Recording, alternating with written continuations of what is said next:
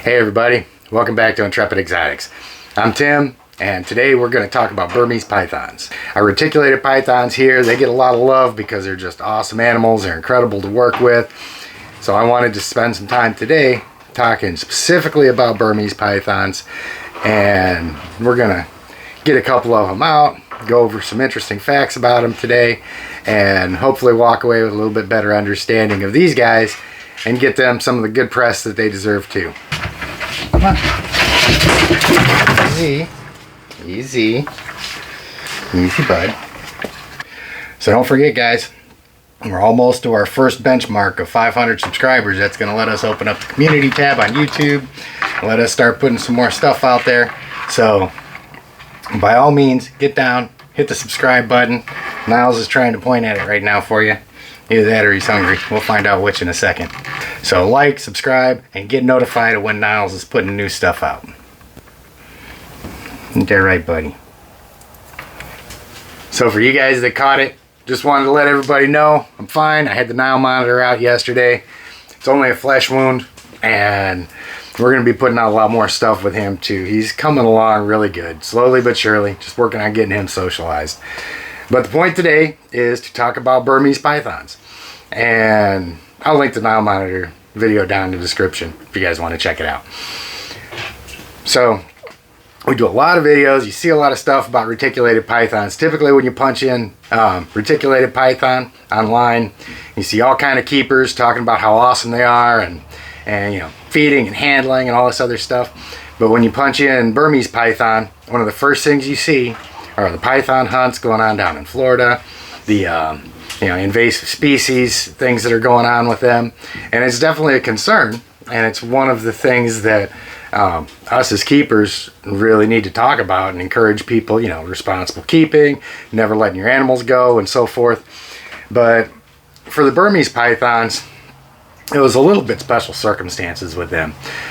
One thing that a lot of people won't know, or a lot of people may not know, is that Burmese are actually listed as threatened on the endangered species list.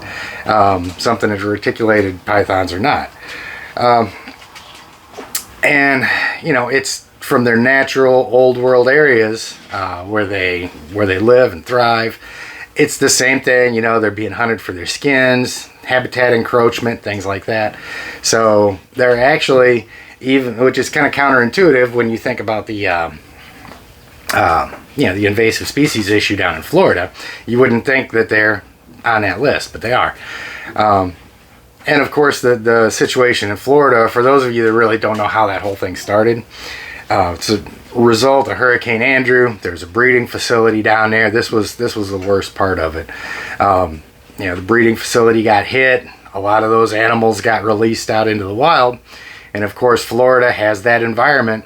It's warm, it's moist, it's humid, and they're going to thrive there. You know, there's a lot of wildlife out there, so as soon as that population got out, they started to thrive. So there's a lot of different things going on with Burmese pythons, all stuff that we can look into a little bit more in depth in the future. But right now, we're just going to do a quick overview on what these guys are like to keep. My little female Burm over here, and she's been in a couple videos, and I got her, you know, you may have heard the story before. You know, I got her way early. She was actually gifted to me before she had taken a meal down. And so I had to spend some time force feeding her. This girl refused to open her mouth for any reason for at least 2 months. I had to hand feed her every time, and then she finally came around and started eating for me, and she's doing really well now. Actually, she's on rabbits now, believe it or not. Stillborn rabbits. They're small, but she's doing really good and eating like a champ. So I'm going to take her out. She ate about 3 days ago, so I'm not going to have her out for very long. But I want to go in and look at her enclosure really quick. Now, one thing that you guys are going to find when you're setting up any snake is a lot of people will really push home the point that your snakes need space. Well, they do need a certain amount of space, but I think more importantly, your snakes need options. As long as you can get all of the bases covered, with the options that they need, you're probably going to be good to go. You know, they need a warm hide and a cool hide. They need, you know, some kind of cover in there so that they can go in, feel secure. They need to be able to regulate their temperature. They need to have water. So when I put hers together, and this is something that you'll see with a lot of snakes, you know, I've got multiple hides in there for her. She's all set up on both sides, on her warm side, on her cool side. And, you know, she's got her water bowl. She's got some stuff back there to climb around on and whatnot. But ever since I've put her in her enclosure, she made one lap around, and she found this spot right here, and that's where she's been laying. She's a really secure snake. Like I said, had her since she was a hatchling. She's really comfortable around me, comfortable in her enclosure. So she just lays out there right by the glass, right out in the open. Perfectly comfortable. That's her spot. So, you know, I expect her, she'll go from here in a little while. She'll probably do what she always does, jump into her water bowl for a little while, but right now she's on the warmer side, just digesting. But like I said, it's been probably 3 days since I fed her. And she should be okay to come out for a minute. Well, hello. Good morning. How you doing? See, and you can see how she acts too. I mean, you can tell that I've had her forever. The door opens, she pops right out. She wants to come and see what's going on. Let me get in here. It's nice and warm, getting that meal down, getting it digested. And one thing that you want to keep in mind too is, even if it's been a couple days since you've handled your snake, if they've got a meal in them, make sure that you're keeping their head above the meal. You don't want to have them, you don't want to have their head dangling and things like that, because, you know, even if the lump's gone and they're well on their way to digesting it, you know, it's still sitting in their body. So, you know, you don't want to have gravity working against them. But I am really happy with how well this girl is doing. She has, as soon as she started eating, she has just really started to blow up for me and really growing like a weed. And this is what their normal color pattern looks like. My other male that I'm going to have out here in a minute, he's an albino, and he is an awesome animal as well, but there's just something about this natural color pattern that I just think it's awesome. And these guys, they're really not too hard to care for. I mean, they need I really keep waiting one of these days for her to get a hold of my nose while we're on camera. But a couple things that you'll find with Burms, and she's a really good example of that, is a lot of times they're going to be really docile, they're going to be really laid back. If they're raised right. It's just like anything else. If you traumatize them, if you scare them, things like that, if their habitat's not right, then they're not going to be happy and they're not going to react like this when you take them out. But like retics, Burmese pythons lay eggs, and they're, you know, probably the third largest snake that there is. You know, you'll hear reticulated pythons being the longest snake species, and they're more slender than anacondas, which are the heaviest snake species. And Burms are, they kind of fall, you know, they've kind of got the best of both worlds. They've got a heavier body than the retics do, and they still get pretty long. You can still find these 16, 18 feet pretty commonly. And as far as pets go, you know, I just don't think you can go wrong with Burmese pythons, because their demeanor, like I said, as long as you're doing everything right with them, they're really easy to manage.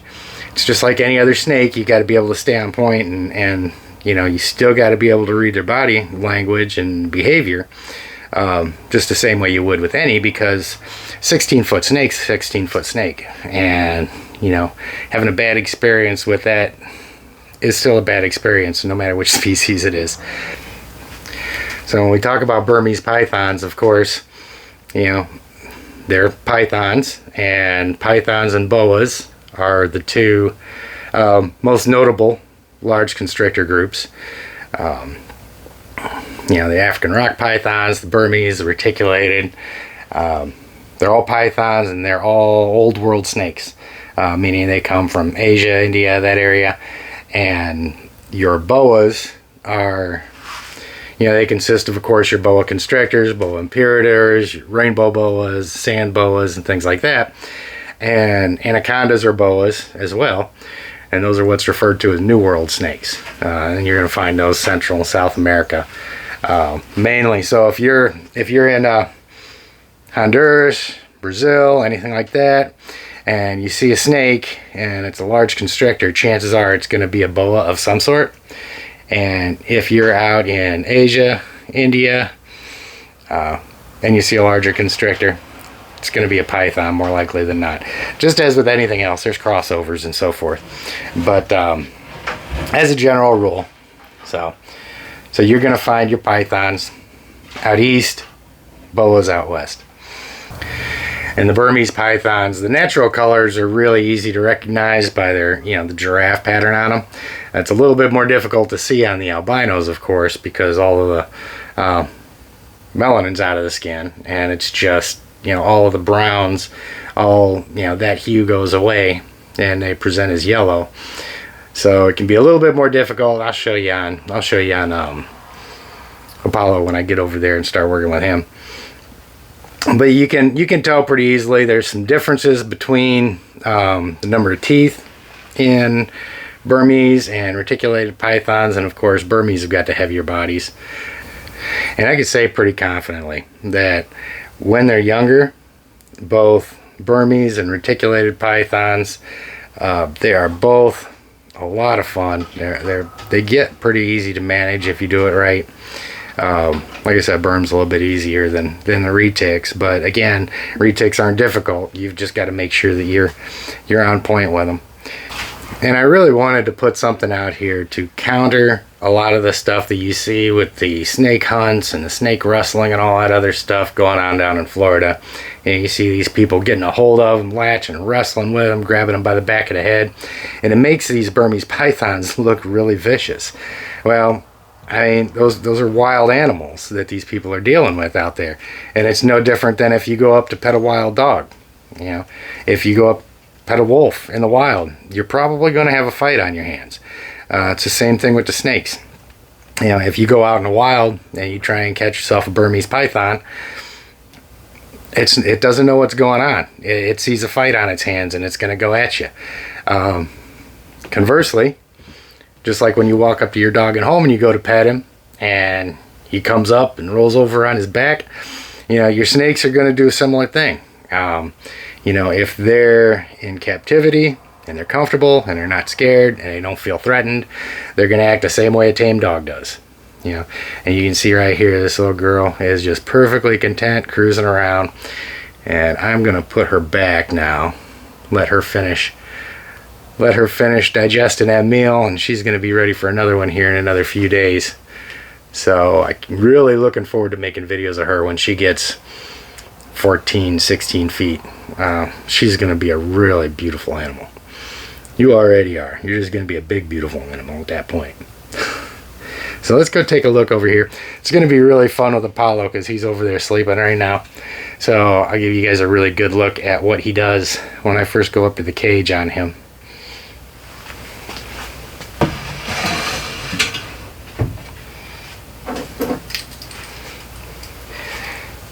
And I want you guys to notice too, this is maybe a 2-foot long snake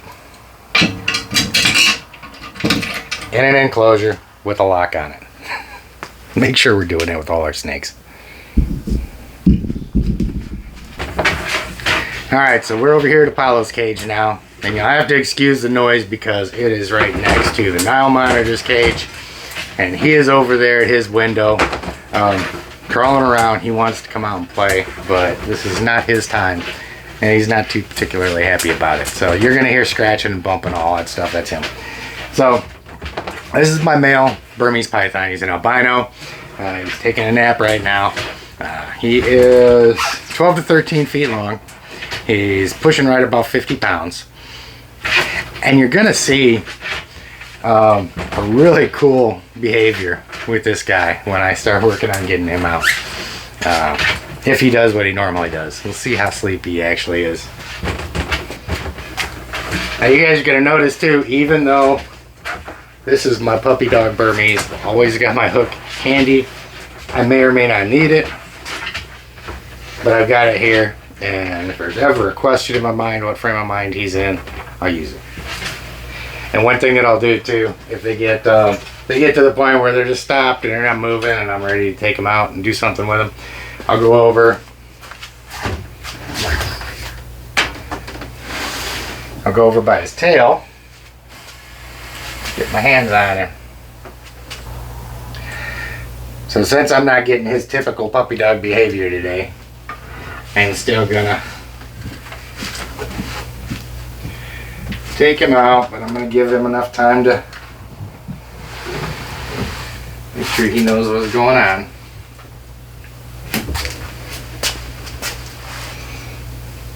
Come on, my friend. There we go.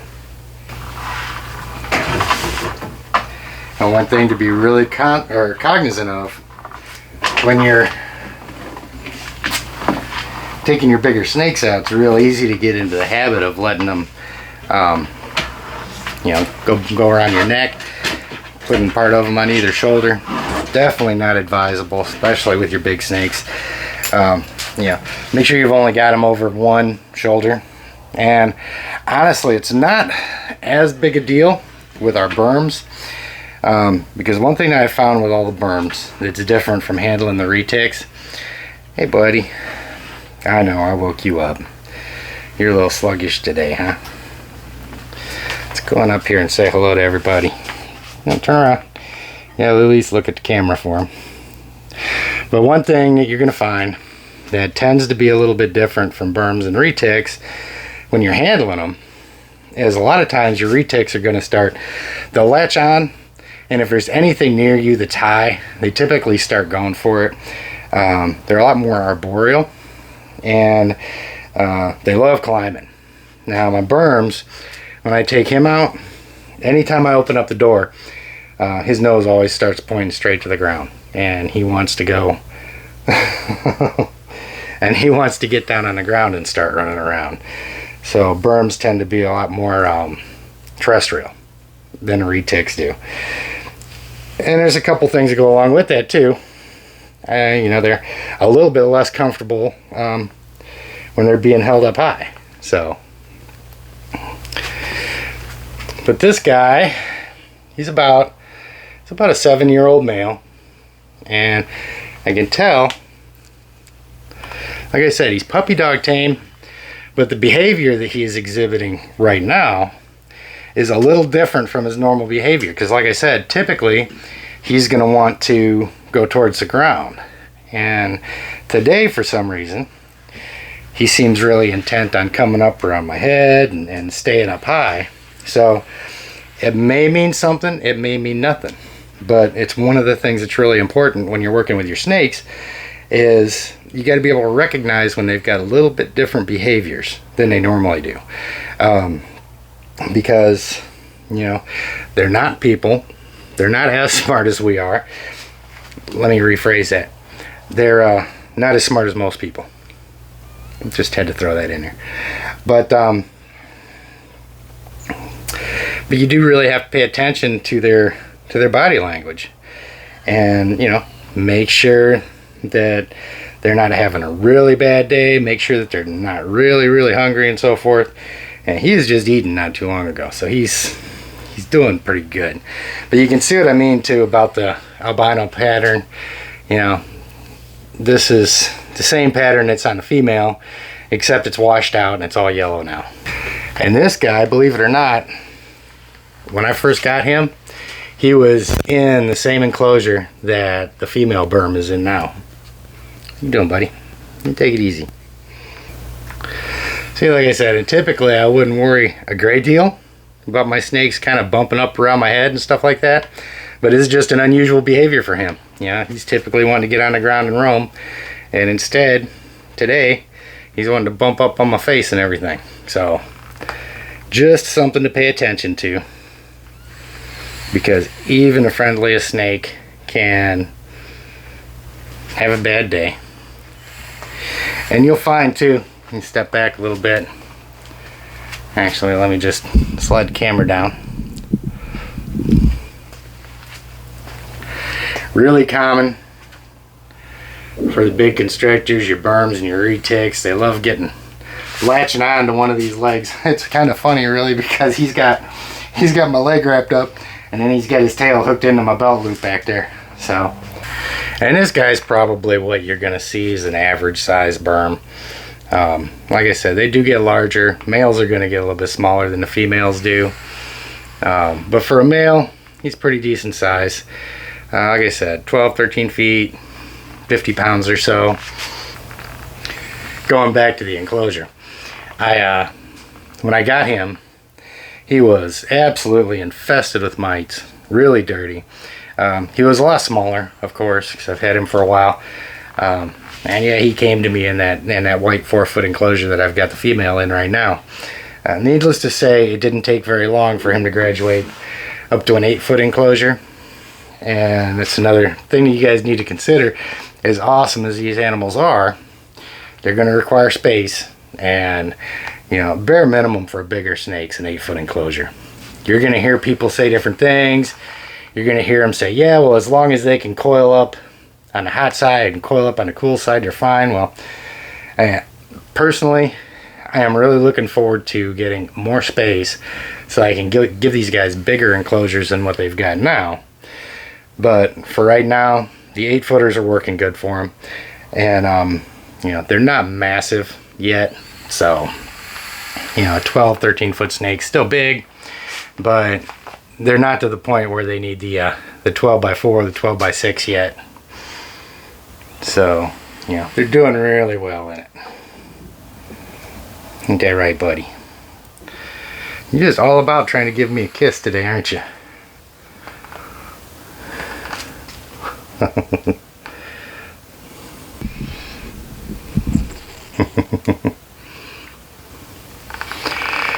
want to show you guys something too while I've got him out, and it shows up really well, particularly on a male, particularly on an albino, and that is the vestigial legs that are on snakes. So if I can get him turned around a little bit, he doesn't like having his butt upside down. So I'm going to bring the camera down here. You can see those claws. These are actually remnants of feet from the days when snakes had feet. They've got these claws are attached to a vestigial femur and a pelvic girdle, and you can find fossils still, and I don't remember what the names of them are right off the top of my head, but you can find fossils of snakes that had every characteristic of a snake except they had legs. So as you can see, working with Burmese pythons, it doesn't always have to be a wrestling match. Even the bigger guys, when you've got these guys in captivity, they do really well. And this is just a really good opportunity here as well to show, you know, like I said, most of the time, he's like a curious little puppy dog out. Today, he just didn't really want to be messed with. His behavior was a little bit off, so I was a little bit more careful with him. Didn't spend quite as much time with him outside of his enclosure. Now I'll probably come down here later since he's starting to wake up, and he'll be cruising the glass again, and we're of course going to put out more videos with him. And again, this right here is the enclosure that big guy came to me in. So when you do get these guys, they're going to start out really nice and cute like that. Make sure you're prepared in a pretty short period of time, you know, as they're eating, as they're growing. If we're going to have to upgrade them, you know, he's going to do fine in that for a little while. First chance I get, probably here within the next year, hopefully, I'm going to get him upgraded to a much larger enclosure. I want to get the reticulated pythons into something where they can climb a little bit, get some trees in it. So I'm really looking forward to getting all that stuff put together and then start getting some really cool content out about that too. And again, guys, get subscribed to the channel. We're pushing hard to hit the 500 subscriber mark so I can open up the community tab like we was talking about earlier. Doesn't cost you anything. Get on board. Helps us out a lot. And we're going to continue working to put out the best content we can and just keep improving things as we go. So I hope this helped to quell a little bit of maybe some of the bad reputation that Burmese pythons may have for folks who don't keep snakes. These particular snakes are really awesome pets. So if you've got any more questions, comments, be sure to throw them down there and let me know. If I get enough of them, I'll put together another video just on those topics, and we'll get that put out as well. So I am going to go work on a couple enclosures, and I'm going to spend some more time with Niles over here, who takes up a little bit of my time every day just to make sure I can get him friendly, because I really want to start involving him in more videos too. So you guys have an outstanding day, and I will see you soon on Intrepid Exotics.